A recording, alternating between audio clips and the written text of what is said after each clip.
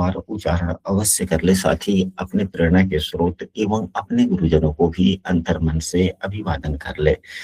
हम लोगों के द्वारा प्रतिदिन नियमित रूप से कुंडली फलादेश पर आधारित कक्षा होती है और यह कक्षा का 5वां भाग है कि कुंडली का फलादेश कैसे करें, भाग 5। इससे पूर्व में हम लोगों ने 4 कक्षाएं कर ली है। आज हम लोग एक नए सूत्र की तरफ बढ़ते हैं। नया सूत्र है कि चाहे शुभ ग्रह हो या पाप ग्रह हो, कोई भी ग्रह, ये नहीं कि केवल शुभ ग्रह ही, ये नहीं कि केवल पाप ग्रह ही, दोनों में से कोई भी ग्रह यदि छठे, 8वें या 12वें का स्वामी, छठे, 8वें या 12वें का स्वामी होता है और इन्हीं भावों में बैठा हो, इन्हीं भावों में बैठा हुआ हो, तो विपरीत राजयोग बनाता है। अभी इस उदाहरण कुंडली में क्या विपरीत राजयोग बन रहा है? तो हाँ, बन रहा है। देव गुरु बृहस्पति 12वें भाव के स्वामी होकर, देव गुरु बृहस्पति 12वें भाव के स्वामी होकर 8वें भाव में बैठे हैं, विपरीत राजयोग बन गया।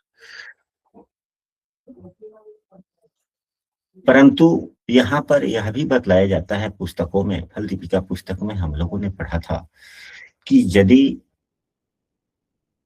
इन भावों के स्वामी छठे, 8वें, 12वें भाव के स्वामी इन्हीं तीनों भावों में से किसी भी एक भाव में बैठ जाए या स्व के भाव में बैठ जाए तो विपरीत राजयोग होता है। परंतु पुस्तक में यह भी बतलाया गया था कि यदि वह शुभ भाव के स्वामियों से दृष्ट हो जाते हैं, यदि शुभ भाव के स्वामियों से दृष्ट हो जाते हैं या उनका मूल त्रिकोण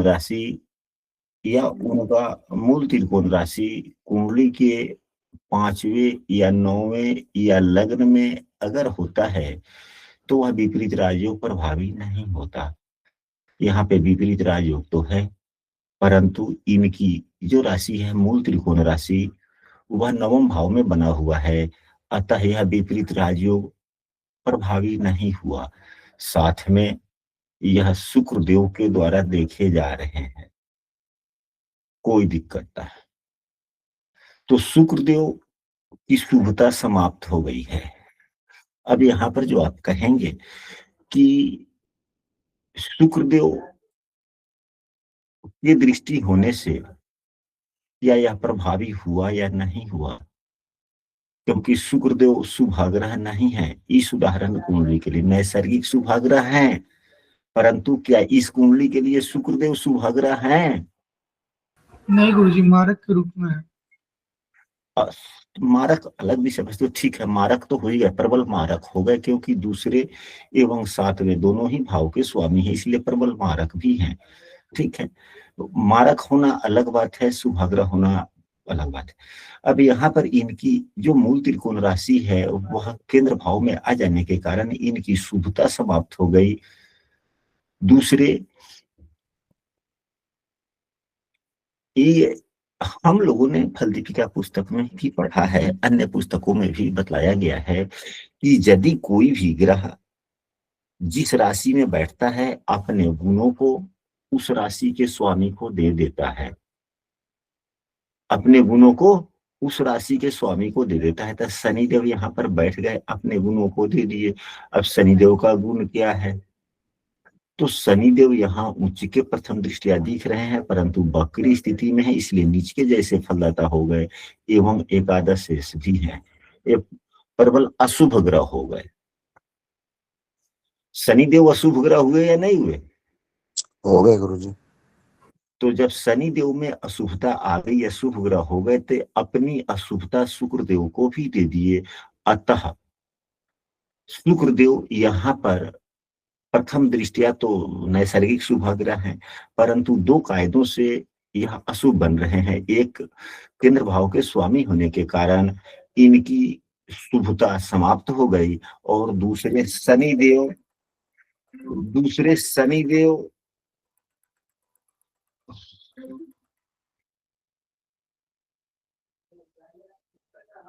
दूसरे शनि देव ने इनको अपनी अशुभता दे दिया, तो ये शुक्रदेव अशुभ ग्रह हुए या शुभ ग्रह हुए?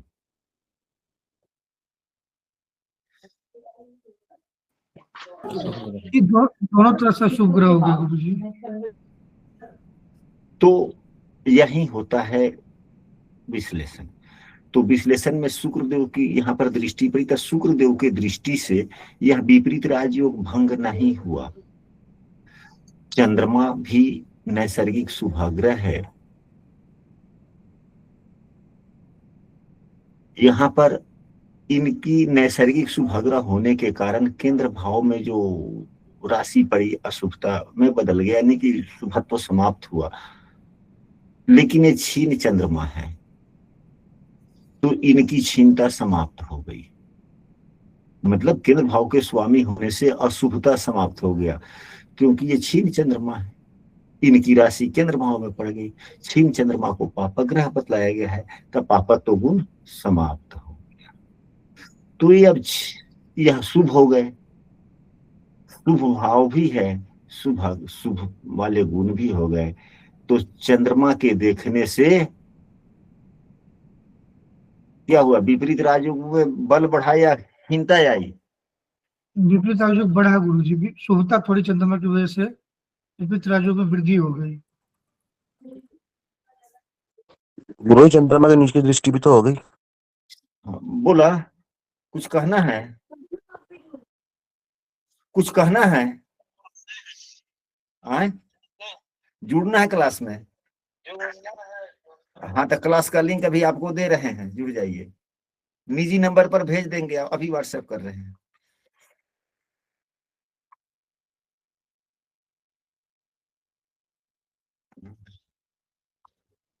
तो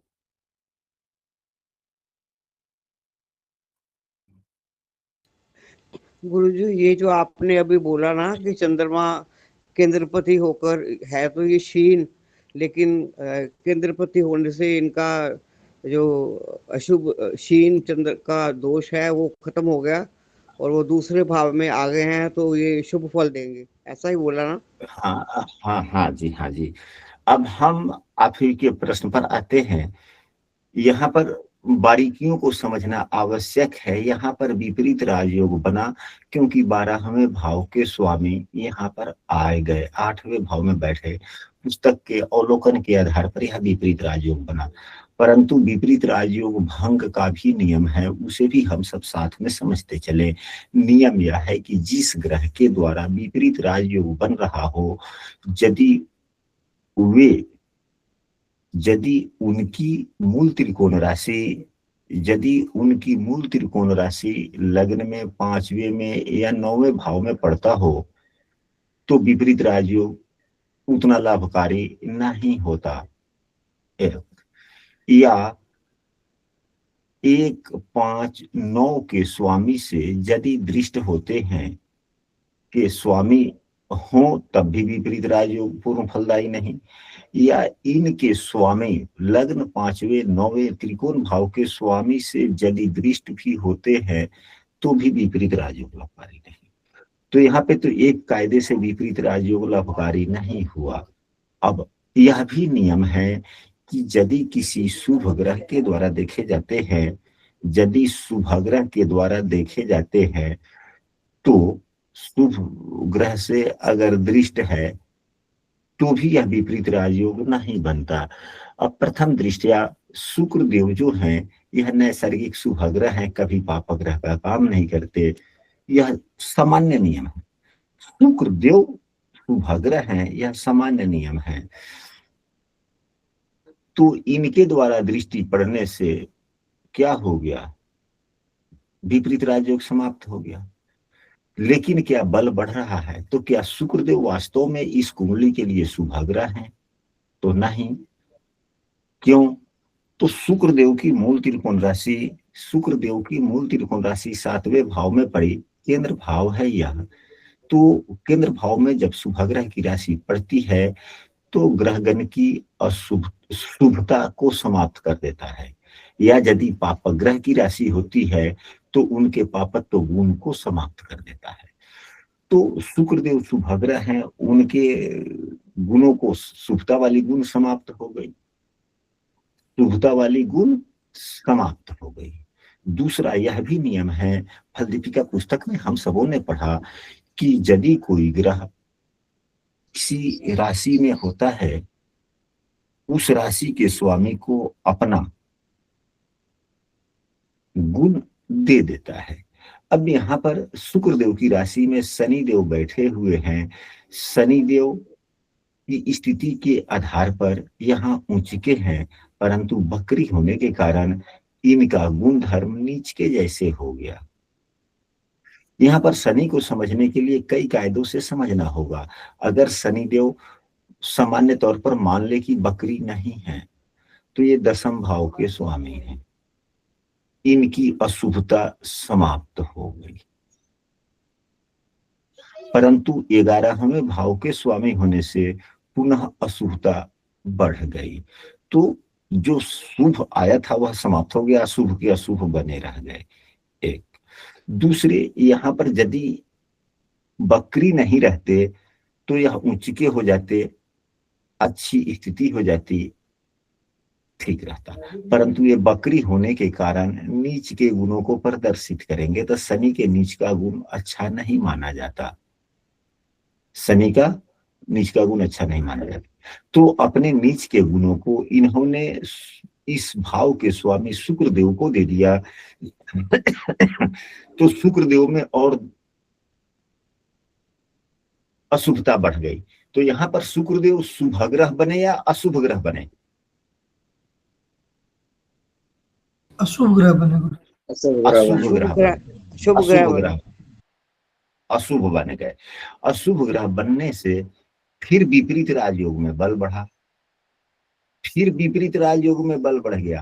मतलब एक प्रकार से जो यह नवमेश हैं तो विपरीत राजयोग नहीं बना, दूसरे अशुभ ग्रहों के द्वारा दृष्ट होने से बल बढ़ा, यानी कि विपरीत राजयोग पुनः प्रभावी हुआ। पुनः आते हैं, अब इस ग्रह को कौन देख रहा है? और तो मंगल भी देख रहे हैं 8वीं दृष्टि से, साथ में चंद्रमा भी देख रहे हैं। तो मंगल चूंकि लग्नेश हैं, मंगल चूंकि लग्नेश हैं और अपनी ही राशि में अपने मित्र के साथ में है, इसलिए बलवान भी हैं, अपने स्वराशि को भी देख रहे हैं। तो यहां से भी यह समाप्त हो गया। अभी तक 2 कायदे से खराब हुए कि विपरीत राजयोग भंग हो रहा है, एक कायदे से बढ़ा, एक कायदे से बढ़ा शुक्र की दृष्टि से। अभी और भी देख रहा है, चंद्रमा भी देख रहे हैं, और चंद्रमा की दृष्टि कैसी है? तो नीच की दृष्टि है। चंद्रमा उच्च अवस्था में बैठे हुए हैं। चंद्रमा के गुण धर्मों का आकलन किया जाए कि चंद्रमा इस कुंडली में शुभ फल देने वाले हैं, शुभ फल देने वाले हैं। तो यहाँ पर चंद्रमा को देखा जाए सूर्य से दूसरे भाव में है। सूर्य का अंशात्मक मान 3, चंद्रमा का 19 है। तो 3 तेरह 30, 30 और 16 46 अंशों के दूरियों पर है। तो 72 अंश तक चंद्रमा क्षीण रहता है। तो यह तो चंद्रमा क्षीण है। क्षीण चंद्रमा को पापी का ग्रह कहा गया है। तो चंद्रमा में पापत्व गुण है, परंतु क्या इस कुंडली में चंद्रमा पाप ग्रह का पाप गुण या क्षीणता का काम करेगा? तो नहीं करेगा, क्योंकि इनकी राशि केंद्र भाव में पड़ी हुई है। तो क्षीण होने के कारण जो पापत्व गुण आया, केंद्र भाव के स्वामी होने के कारण इनमें शुभता आ गई।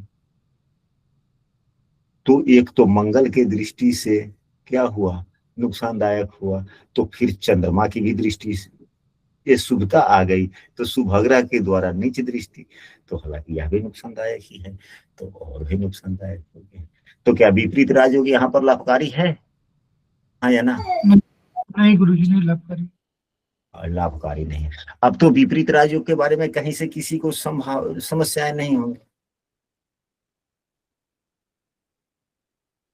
गुरुजी मेरी समझ में नहीं आया। अब कोई अन्य सदस्य जरा हमारे इस बात को एक्सप्लेन करे तो। गुरुजी इसका मतलब यही हुआ कि अगर कोई विपरीत राजयोग में कोई ग्रह है, अगर वो केंद्र या त्रिकोण या लगन का स्वामी है तो विपरीत राजयोग के फल नहीं मिलेंगे।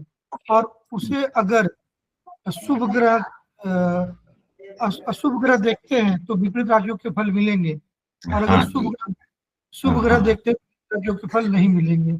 यही अच्छे। निष्कर्ष यही निकला कि यदि छठे, आठवें या 12वें भाव के स्वामी इन्हीं भावों में बैठ जाए तो विपरीत राजयोग बनता है। यदि उस ग्रह में को कुंडली के तात्कालिक शुभाग्रह के द्वारा देखा जाता है तो वह विपरीत राजयोग भंग हो जाता है, और तत्कालिक अशुभ ग्रह के लग्न के हिसाब से जो अशुभ ग्रह बन रहे हैं उनके द्वारा यदि देखा जाता है तो और उस विपरीत राजयोग में बल बढ़ जाता है। इसको दूसरे कायदे से भी समझ सकते हैं। ये छठा, आठवां एवं 12वां सदैव हमें समस्या देने वाला होता है। ये तीनों भाव समस्या कारक ग्रह भाव है। पीड़ित भाव इन्हें कहा गया है, त्रिक भाव भी कहा जाता है। त्रिक का मतलब हुआ, पीड़ित का मतलब हुआ पीड़ा देने वाले भाव। तो यदि पीड़ा देने वाले भाव के स्वामी पीड़ा देने वाले भाव में ही बैठ जाएं तो वह स्वयं पीड़ित हो जाते हैं। स्वयं क्या हो जाते हैं? पीड़ित हो जाते हैं। तो कहने का मतलब यह है कि अगर मान लिया एक हस्तेश को ही उदाहरण ले ले, छठे भाव के स्वामी से समस्या यानी कि शत्रुता, छठे भाव के स्वामी से समस्या उदाहरण तौर पर शत्रुता को ले सकते हैं कि नहीं ले सकते हैं?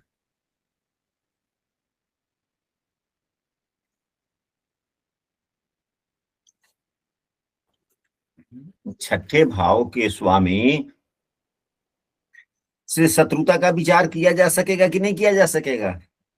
जी गुरुजी। किया जाएगा।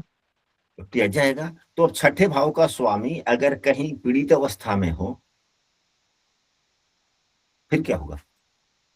अगर खराब भाव में आ गया तो क्या हो जाएगा? वह स्वयं पीड़ित हो जाएगा। यानी कि आपका शत्रु यदि मैं ही हूं, आपका शत्रु यदि मैं ही हूं, तो अगर हमारी ही स्थिति अच्छी न हो, अगर हम ही पीड़ित हों, हम ही खराब हो रहे हों, तो क्या आप पर हम बदला आपसे ले पाएंगे? आपको हम सता पाएंगे? हम खुश रहेंगे तब ना सताएंगे आपको। जी। कहने का मतलब नहीं समझे कि जो आपको नुकसान देने वाला ग्रह है या हानि पर पहुंचाने वाला ग्रह है, यदि वही पीड़ित हो जाए तो क्या वह ग्रह आपको पीड़ा देगा? नहीं देगा।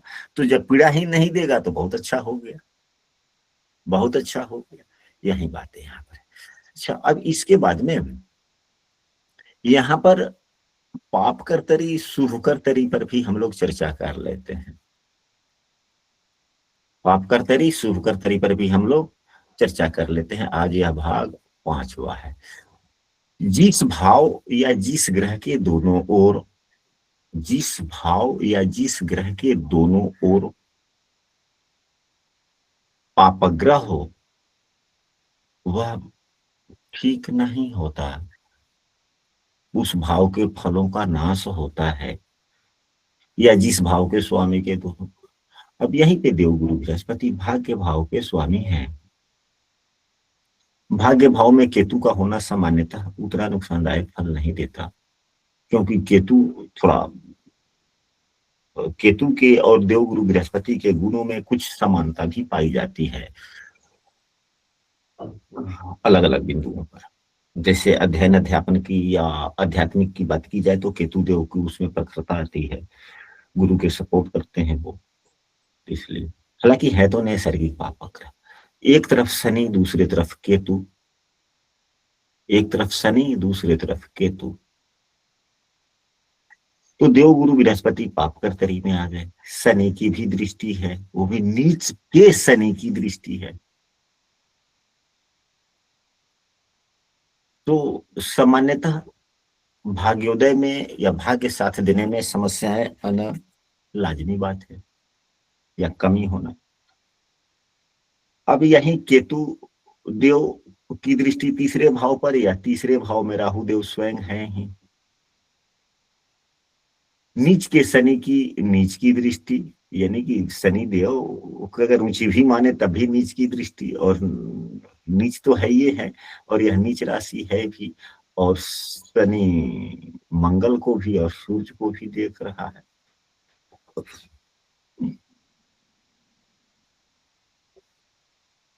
तो यह दूसरा भाव भी पाप कर करी। अब क्या चंद्रमा जो ऊंचके हैं, चंद्रमा यदि यहाँ पर अब ऊंचके भी हैं, शुक्र क्या स्वगृही हैं, तो क्या अपनी दशाओं में अपने गुण धर्मों का ज्यादा फल दे पाएंगे?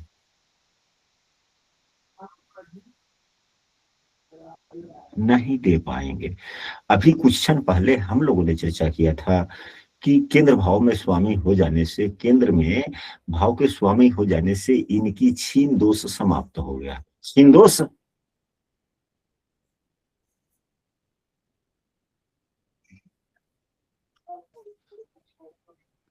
समाप्त हो गया जी। छीन दोष समाप्त हो गया, लेकिन छीनता समाप्त नहीं हुई। छीनता समाप्त नहीं हुई। अब यहां पर चूंकि यह कक्षा अंतिम पड़ाव वाली कक्षा है फल दीपिका पुस्तक की, तो यहाँ पर कोई भी कसर ना छूटना चाहिए। छीन का मतलब हुआ कि अंदर से भी कमजोर, अंदर से कमजोर आत्मबल की कमी, यानी छीन हो गया तो इनकी रश्मियां तो सूर्य देव के अधीन हो गई। ये स्वतंत्र इनका गुण धर्म रहा नहीं, या सूर्य की रश्मियों में छीन हो गए तो उतना पावर नहीं रहा। छीन चंद्रमा के पास में उतना पावर शक्ति नहीं होता ना जी, नहीं होता। हाँ, तो एक शक्ति कमजोर हो गई। और दूसरा, यह छीन दोष समाप्त होने से जो यह छीन दोष से जो उत्पन्न समस्याएं हैं या बुरा फल मिलने वाला है, उसकी समाप्ति हो गई केंद्र भाव में होने से। लेकिन ताकत में तो वृद्धि नहीं हुआ ना, ताकत में वृद्धि हुई नहीं हुआ। नहीं। तो पूर्ण ताकतवान रहेंगे तब तो अपने पूरे फल देंगे। हाँ, अब यह अशुभ फल नहीं देंगे, हल्का फल्का अच्छे फल ही देंगे, बुरे फल नहीं देंगे। यूं जो समझा जाएगा कि पूरे उच्च का फल मिलना, पूरे उच्च का फल नहीं मिलेगा, नहीं मिलेगा, लेकिन अशुभ फल भी नहीं मिलेगा। नहीं मिलेगा। अब उच्च के चंद्रमा से जितना हम करेंगे सो नहीं होगा। साथ में यह चंद्रमा पाप कर्तरी में भी है। चंद्रमा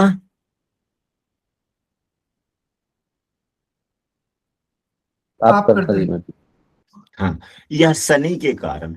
तो क्या चंद्रमा यह पूर्ण पाप कर्तरी में है या शुक्र पूर्ण पाप कर्तरी में है?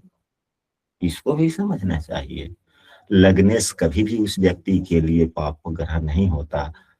लग्नेश सदैव शुभग्रह होता है। एक नियम से मंगल शुभग्रह हो गया। दूसरा नियम यह भी है कि लग्न को भी केंद्र भाव कहते हैं, तो केंद्र भाव में राशि हो जाने से मंगल की अशुभता समाप्त हो गई। अशुभता भी समाप्त हुआ और शुभता भी आ गई, यानी कि मंगल यहाँ शुभग्रह हो गया। सूर्य की बात करें तो अपने उच्च राशि में भी है और पंचम भाव का स्वामी है।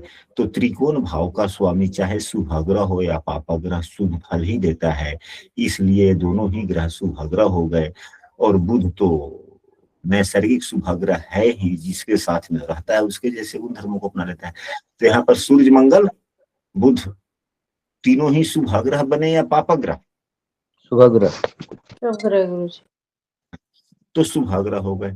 अब शनि देख रहा है, अगर बकरी होने पर बल दूना हो जाता है, बकरी होने पर बल दुगना हो जाता है, दुगुना हो जाता है। तो विंशोपक बल के आधार पर देख लीजिए फिर, तो शनि का बल कितना होता है? 1.5 के आसपास। जी। तो 3 हो गया। तो सूर्य का भी तो बल 3 है, मंगल का बल 1.5 है, 4.5-5 हो गया। यह प्रयास करेगा खराब करने का, यानी कि व्यक्ति जब यह काम जो करेगा लग्नेश एवं पंचमेश अपने बुद्धि विवेक से, अगर 5 रुपये लायक काम करेगा तो यह 3 रुपये 3.5 रुपया क्या किया? शनि नुकसान कर देगा। यानी 5 का काम करेगा तो 5 नहीं मिल करके दो ही मिलेगा। ओवरऑल शनि के द्वारा देखने से समस्याएं तो आ रही है, लेकिन समस्या के साथ में प्लस के ही तरफ जाना होता है, मतलब जाने की संभावना नहीं है। बातें स्पष्ट हुई? जी गुरुजी। अब विंशोपक तो बल शनि का डेढ़ डेढ़ विंशोपक बल है, तो तीन तीन कहाँ से? तो बकरी है ना, तो दूना कर दिया गया। हाँ जी जी बकरी ग्रहों का बल दूना हो जाता है। जी जी जी समझ गए। क्या चंदन जी, चंदन जी कुछ तो बोले। जी समझ गए गुरुजी। सुबह गुरु का जी समय है आपने थोड़ा। आपके कहने का यही मतलब है ना, लग्नेश होकर मंगल शुभ है, सूर्य भी उच्च है और बुध की भी राशि इसमें ठीक है, तो लेकिन रेट्रो शनि की दृष्टि पड़ने से इनमें, क्योंकि वो अशुभ दृष्टि है, इसलिए ये सारे इनके गुणों में अशुभता आ जाएगी, हाँ, यही मतलब है ना। लेकिन अब उतना फल हानि नहीं होगा कि व्यक्ति हमेशा माइनस में जाए, नहीं परेशान होता रहेगा। यदि अच्छा ही बात की जाए किसी भी चीज की, अगर कार्यों पर ही लिया जाए, तो व्यक्ति काम करेगा, 5 रुपए का मिलेगा 2 रुपया, 3 रुपया का फल उसे नहीं मिलेगा। इतना आता जाता रहेगा कि व्यक्ति अपना काम धाम करता रहेगा, खर्चा बर्चा चलता रहेगा, लेकिन कुछ जोड़ नहीं पाएगा। भवन भूमि मकान गाड़ी इत्यादि खरीदने हो, पैसे कहते हैं तो जल्दी पैसे व्यक्ति जोड़ नहीं। मतलब जितना परिश्रम करेगा उससे आधा ही फल मिलेगा। हाँ, परिश्रम के अनुरूप कुछ कम फल मिलेगा। जी गुरु जी बिल्कुल सत्य है। तो फिर हम लोग सीखते क्यों है, जैसे कि यह आप लोग भी कुंडली दीजिएगा, तो आप लोग का भी कुंडली हम बना करके उस पर 1-2 क्लास होती रहेगी। तो ओवरऑल जितना हम लोगों ने पढ़ा, यह समस्याएं कहाँ से आई, तो ये शनि के माध्यम से समस्याएं आ रही है। तो शनि को थोड़ा सा अच्छा करना चाहिए। इसके बाद में हम लोग चलते हैं।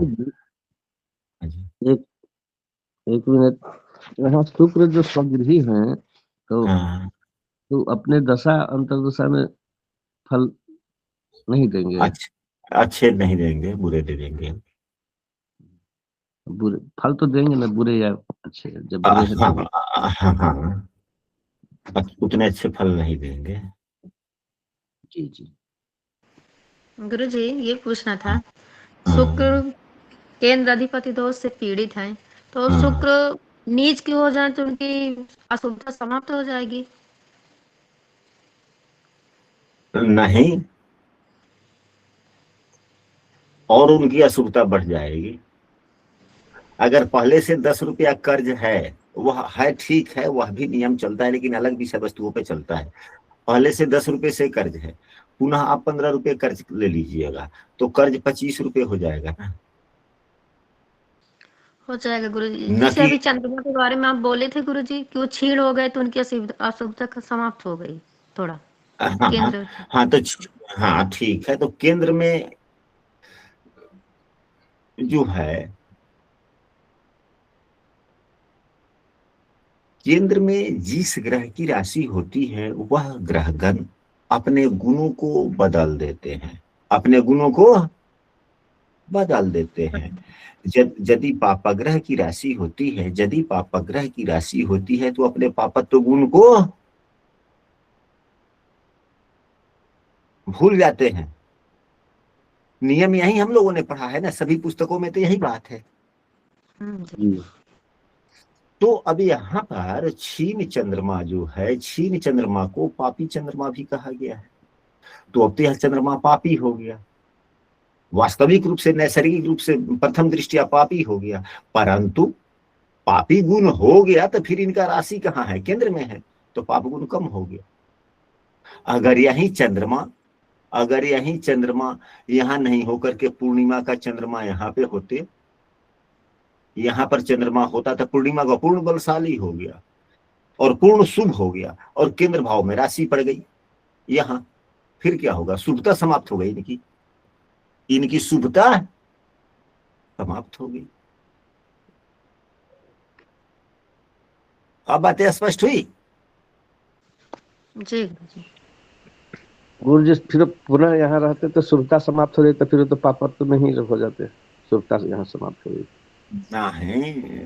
देखिए, फिर यहाँ पर एक बात और है, चाहे कोई भी पुस्तक पढ़ लीजिए और वह फलदेश में भी प्रथम दृष्टिया क्या वह लागू भी होते हैं, तो केवल गुण समाप्त हो जाता है, न कि उनमें कुछ बढ़ जाता है।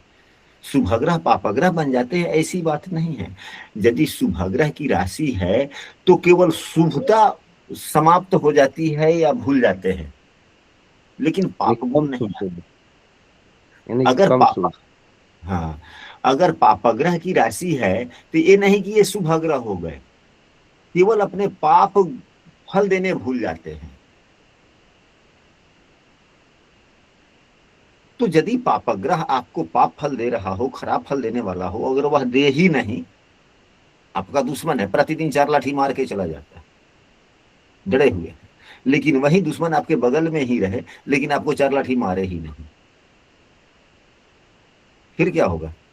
तो उसके प्रति जो आपका डर है वह तो डर समाप्त हो गया। जो उससे शरीर में आपको क्षति पहुंच रही है वो तो क्षति नहीं पहुंची, आपका पूरा एफर्ट आपका आपके काम कार्यों पर जा रहा, ये हो जाता है। लेकिन डर बना रहेगा। हाँ, अगर वही अब वही अगर मान लिया जाए कोई पापग्रही है और केंद्र भाव में उनकी राशि पड़ जाने से पापत्व गुण समाप्त हो जाए और त्रिकोण भाव के स्वामी से देखे जाने लगे तो बहुत अच्छे हो गए, वो तो बहुत सुफल लगाता है। चलिए आगे बढ़ते हैं, एक और सूत्र पर हम लोग चर्चा कर लेते हैं। मुख्य रूप से 3 ग्रह विच्छेदात्मक बतलाए गए हैं। मंगल को विच्छेदात्मक ग्रह नहीं कहा गया है पुस्तकों में, परंतु वह भी अंतिम विच्छेद ही देते हैं। केतु को विच्छेदात्मक ग्रह नहीं बतलाया गया, परंतु अंत में विच्छेद ही होता है। लेकिन अलग अलग गुण धर्म है, इन सबों को समझना चाहिए हम सबों को। जैसे सूर्य देव, राहु देव एवं शनि देव, ये तीनों देव लोग पूर्ण रूप से विच्छेदात्मक ग्रह हैं। मंगल देव एवं केतु देव ये विच्छेदात्मक नहीं है। इन दोनों के गुण धर्मों को समझना होगा। मंगल हमें झगड़ा, लड़ाई, मारपीट इत्यादि, मंगल के मुख्य कारक तो यही है ना। जी गुरुजी, क्रोध, गुस्सा, लड़ाई झगड़ा। हाँ, क्रोध गुस्सा, क्रोध गुस्सा। तो मंगल हमें क्रोध दिलाता है, गुस्सा दिलाता है। तो जब हम किसी दूसरे के प्रति, मतलब इसका अंतर्मन मनमुटाव का नहीं है, परंतु क्रोध गुस्सा दिलाता है, तो हम सामने वाले से क्रोध एवं क्रोध वाला व्यवहार करते हैं, गुस्सा वाला व्यवहार करते हैं, जिसके कारण सामने वाला व्यक्ति हमसे क्या करता है? अलगाव रखता है, नफरत करता है, अलगाव रखता है, इस गुणों के कारण। लेकिन सूर्यदेव जो है यह झगड़ा नहीं करेंगे लेकिन अधिकार जताएंगे अन्य कष्टों से। ये तीनों पूर्ण रूप से विच्छेदात्मक है। केतु देव विच्छेदात्मक ग्रह नहीं है, यह क्रोध गुस्सा उतना नहीं दिलाते, परंतु यह क्या करवा देते हैं? डिटैच करो।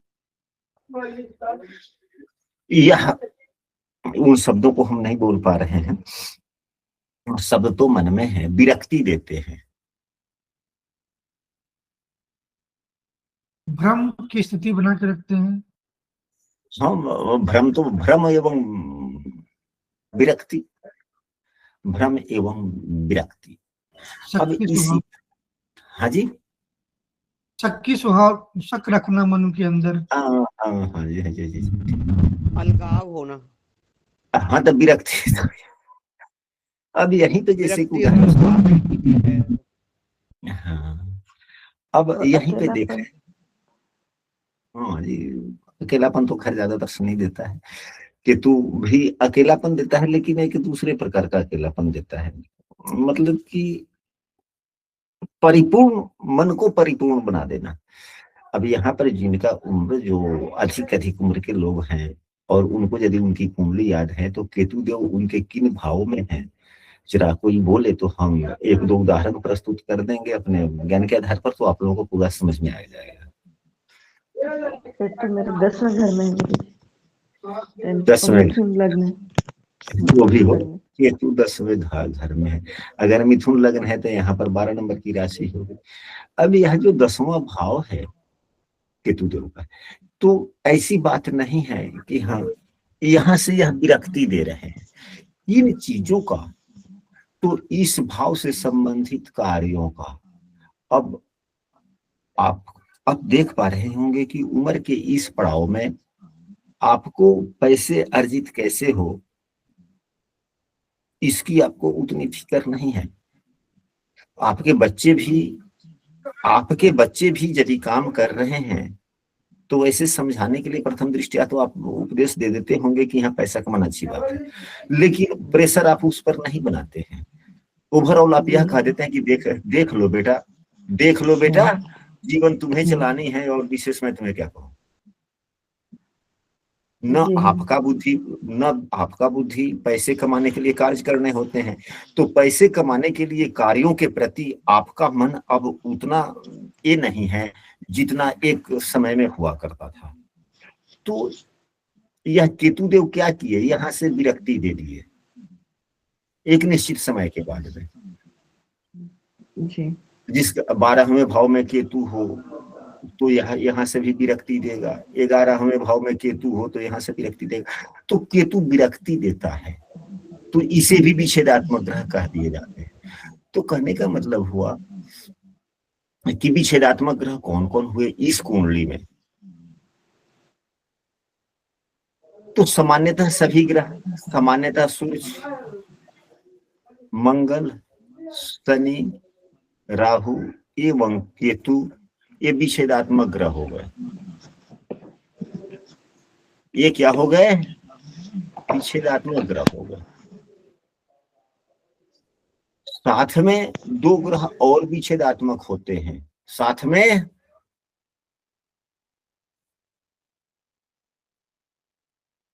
2 ग्रह और विच्छेदात्मक होते हैं। क्या आप सबों को, हम लोगों ने फलदीपिका पुस्तक में पढ़ा है, हमको तो पन्ना बाई पन्ना पृष्ठ संख्या याद नहीं, लेकिन एक सीरियली कायदे से चल रहे हैं, स्मरण करते रहते हैं, वो आता जाता रहता है। तो और कौन से 2 ग्रह हैं, तो वो ग्रह हैं 12वें भाव के स्वामी। यहाँ पर कौन है, देवगुरु बृहस्पति भी विच्छेदात्मक ग्रह बने। साथ में राहु, सबसे अधिक कौन सा ग्रह किसे पीड़ित करता है, तो सबसे अधिक राहु पीड़ित करता है जिस राशि में बैठा हुआ होता है उसके स्वामी को। तो राहु अधिष्ठित राशि का स्वामी यानी कि बुधदेव भी विच्छेदात्मक ही हो गए। अब इस कुंडली में तो 5 और 2 7 ग्रह विच्छेदात्मक ही हो गए। केवल चंद्रमा एवं शुक्र ही तो विच्छेदात्मक ग्रह नहीं रहे। तो विच्छेदात्मक ग्रहों का मतलब यह हुआ कि अब इनमें कौन कौन से ग्रह विच्छेद का गुण कर रहे हैं, नहीं कर रहे। तो चूंकि सूर्यदेव पंचमे से ये नहीं करेंगे, मंगल देव लगने से यह उतना नहीं करेंगे, तो 2 ग्रह इधर से निकल गए, तो 2 ग्रह हट गए, सूर्य मंगल कम हो गए। अब रहा शनि, राहु एवं केतु, बुध एवं गुरु दोनों ही। तो देवगुरु बृहस्पति चूंकि 9 मेष भी हैं, इसलिए यह विच्छेदात्मक का गुण कम, तो गुरु हट गए। अब बच गए बुध, शनि, राहु एवं केतु। बुध देव भावेशों के आधार पर इस कुंडली के बुरे फल दाता है। तो जीवन में इनको समस्याएं कहां से आती होगी, प्रमुख रूप से बुध एवं शनि, यानी कि अपने वाणी एवं कर्तव्यशीलता, इन दोनों पर ध्यान रखना चाहिए। वाणी एवं कर्तव्यशीलता में कहीं न कहीं कुछ चूक हो जाने के कारण, क्योंकि शनिदेव कर्तव्य के कारक भी हैं और कर्तव्य भाव के स्वामी भी हैं, आय भाव के भी स्वामी हैं। शनि अशुभ ग्रह बन रहे हैं। तो आशा करते हैं कि आज का विषय वस्तु आप लोगों को अच्छा लगा होगा, और जिनकी यह कुंडली है उन्हें आप सुझाव दे सकते हैं कि शनि बुध किया उपाय किया जाए ताकि कुछ बेहतर जीवन बन सके। जी गुरुजी, क्या उपाय होगी गुरुजी, इस पे भी बता दीजिए थोड़ा सा।